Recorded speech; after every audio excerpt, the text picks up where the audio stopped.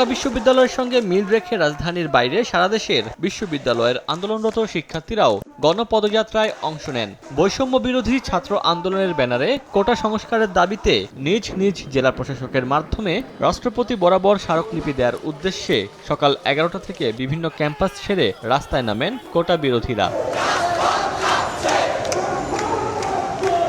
চট্টগ্রামে স্লোগানে মুখর রাজপথ।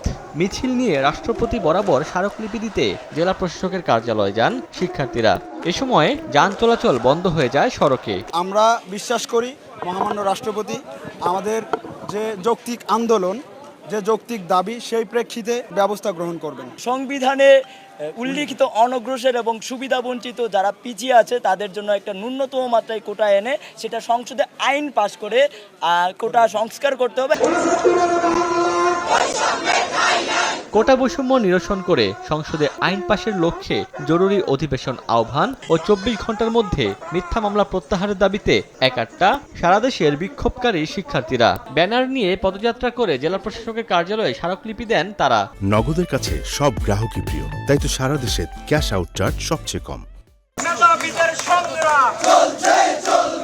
এদিন একই দাবিতে পদযাত্রা করে ময়মনসিংহের বিভিন্ন কলেজ ও বাংলাদেশ কৃষি বিশ্ববিদ্যালয়ের শিক্ষার্থীরাও। এ সময় কোটা বিরোধী নানা স্লোগান দেন আন্দোলনকারীরা। আমরা নারীরাও আমাদের মেধা দিয়ে আমাদের যোগ্যতা দিয়ে আমরা চাকরি করতে চাই। পিছিয়ে যাওয়া মেধাবীদের কথা চিন্তা করে 56% যে কোটা, সেই কোটার সংস্কার এখন সময়ের যৌক্তিক দাবি।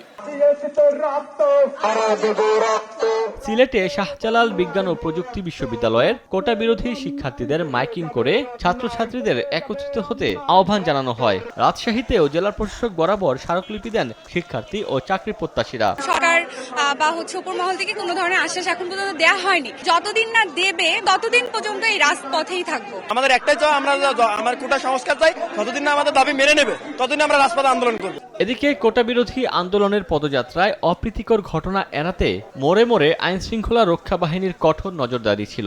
রাস্তা ব্লক করে আন্দোলন করায় ভোগান্তিতে পড়েন সাধারণ জনগণ। ওমর ফারুক, সময় সংবাদ।